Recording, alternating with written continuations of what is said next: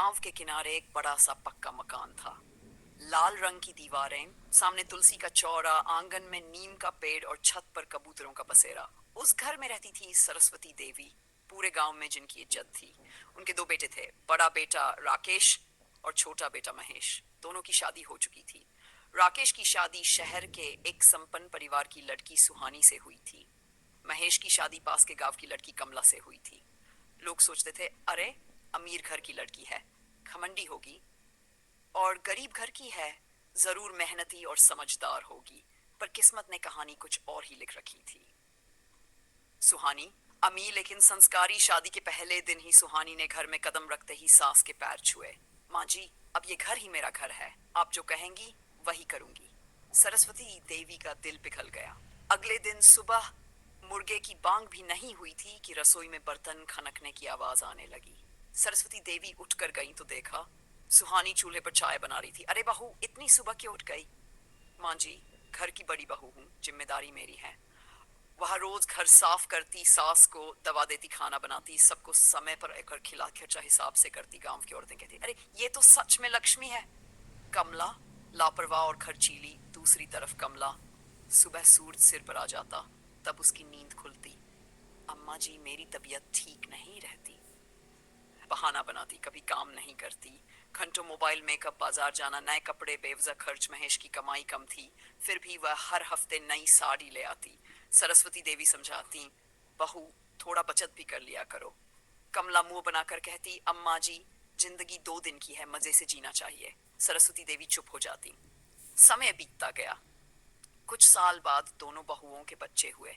सुहानी के 2 बच्चे, आरव और प्रीति। कमला के 2 बच्चे, रोहन और पायल। अब असली फर्क दिखने लगा। सुहानी की परवरिश। सुहानी रोज बच्चों को अपने पास बिठाती। बेटा, पहले पढ़ाई फिर खेल। खुद होमवर्क कराती, कहानियां सुनाती, अच्छे संस्कार सिखाती, बड़ों का सम्मान करना सिखाती, पैसे की कीमत समझाती। रात को सोने से पहले रामायण की छोटी छोटी बातें सुनाती।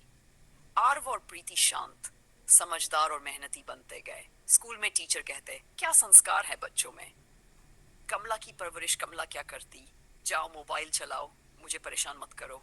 दिन भर टीवी, गेम्स, फैशन, बेवजह घूमना, होमवर्क कल कर लेना, पढ़ाई इतना पढ़कर क्या करना है। बच्चे जिद्दी होते गए। रोहन बदतमीज हो गया, पायल भी माँ जैसी खर्चीली। स्कूल से रोज शिकायत आने लगी। पहला संकेत, एक दिन स्कूल से फोन आया, मैडम रोहन ने दूसरे बच्चे को मारा है। कमला बोली, मेरा बेटा गलत हो ही नहीं सकता, लेकिन सच यही था। उधर आरव जिला स्तर की परीक्षा में टॉप कर गया। पूरा गांव मिठाई खाने आया। सरस्वती देवी की आंखों में आंसू थे। भगवान ऐसी बहू सबको दे। कमला अंदर ही अंदर जलने लगे। आने वाले तूफान की आहट। समय तेजी से गुजर रहा था। बच्चे बड़े हो रहे थे। दोनों घरों की दिशा अलग अलग हो चुकी थी। एक तरफ संस्कार, मेहनत, सादगी, दूसरी तरफ लापरवाही, दिखावा, खर्च। किस्मत धीरे धीरे अपना फैसला तैयार कर रही थी, लेकिन अभी असली परीक्षा बाकी थी। एक दिन सरस्वती देवी की तबीयत अचानक बिगड़ गई। तेज बुखार, कमजोरी। सुहानी ने तुरंत डॉक्टर बुलाया, दवा दी, खाना बनाया, रात भर जागकर सेवा की। कमला, मुझे तो नींद आ रही है, मैं सो रही हूँ। सरस्वती देवी सब देख रही थी। उनकी आंखों से आंसू बह निकले। उन्होंने मन ही मन सोचा, सच में अमीरी पैसे से नहीं, संस्कारों से होती है। आज समय का फैसला। साल गुजरते गए। आरव ने मेहनत की, सरकारी नौकरी की तैयारी की। एक दिन खबर आई, माँ मेरा सिलेक्शन हो गया, मैं अफसर बन गया। घर में जश्न, पूरे गांव में नाम। प्रीति भी डॉक्टर बन गई, दोनों अपने पैरों पर खड़े। उधर रोहन गलत संगत में पड़ गया। सिगरेट, झगड़ा, पुलिस स्टेशन तक बात पहुंची।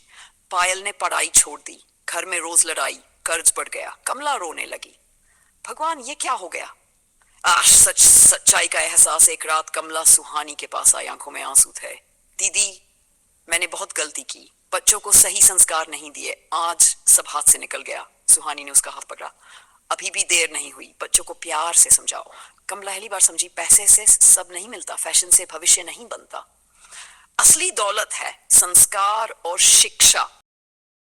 आंगन का वही नीम का पेड़ अब और बड़ा हो चुका था। उसकी छाया में कभी छोटे छोटे बच्चे खेला करते थे। आज वही बच्चे जवान हो गए थे, लेकिन दोनों घरों की हालत बिल्कुल अलग थी। एक तरफ सफलता, दूसरी तरफ परेशानी। सुहानी के घर में शांति थी। सुबह आरव ऑफिस की तैयारी करता, प्रीति अस्पताल जाती, सुहानी मंदिर में दीपक जलाती। घर में हंसी थी, संतोष था, इज्जत थी। उधर कमला के घर में रोज झगड़ा, देर रात खड़ा, कभी दोस्तों के साथ, कभी लड़ाई करके। महेश परेशान रहता। बेटा कुछ काम कर ले, रोहन चिल्लाकर बोलता। मुझे मत सिखाओ। कमला का दिल कांप जाता। उसे अपने पुराने दिन याद आते। कमला की रातें। अब कमला को नींद नहीं आती थी। वह छत पर बैठकर आसमान देखती, अपने आप से बातें करती। काश मैंने भी बच्चों को पढ़ाया होता, काश पैसे बचाए होते, काश सास की सेवा की होती। आंसू अपने आप गिरते। उसे सुहानी की हर बात याद थी। वो सुबह उठना, सबकी सेवा करना, बच्चों को पढ़ाना। तब उसे लगता था ये सब दिखावा है। आज समझ आई, वही असली जीवन था।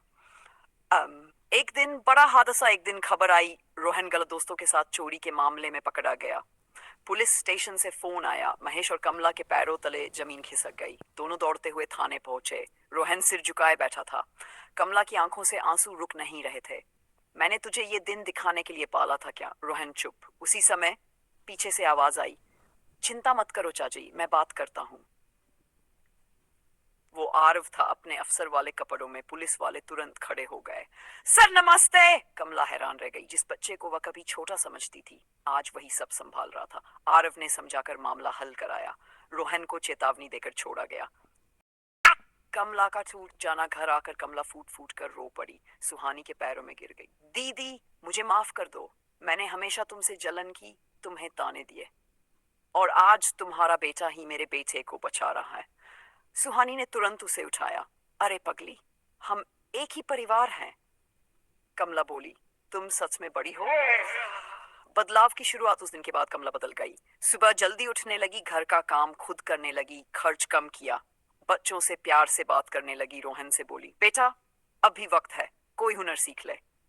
पायल को सिलाई सिखाई। धीरे धीरे घर का माहौल बदलने लगा। सास की आखिरी सीख। कुछ महीनों बाद सरस्वती देवी बहुत बीमार पड़ गई। सभी उनके पास बैठे थे। उन्होंने दोनों बहुओं का हाथ पकड़ा। सुनो बहुओं, घर पैसे से नहीं, संस्कार से चलता है। एक बहू ने सेवा से घर स्वर्ग बना दिया, दूसरी ने गलती की लेकिन सीख ली। यही सबसे बड़ी बात है। उनकी आंखों से आंसू निकले। हमेशा साथ रहना। और कुछ ही पलों में उन्होंने आखिरी सांस ली। पूरा घर रो पड़ा। नया सवेरा। समय ने घाव भरे। रोहन ने मैकेनिक का काम सीख लिया, अपनी छोटी सी दुकान खोल ली।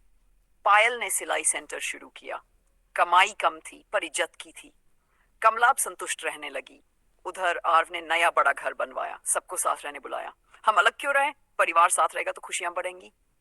अब दोनों परिवार एक ही आंगन में रहने लगे। बच्चों की हंसी फिर गूंजने लगी। नीम का पेड़ फिर मुस्कुराने लगा। कहानी की सीख, अमीरी पैसे नहीं, संस्कार है। बच्चों की पढ़ाई सबसे बड़ी पूंजी है। सेवा से घर स्वर्ग बनता है। गलती मान लेना ही असली सुधार है। परिवार साथ हो तो हर मुश्किल आसान है। अगर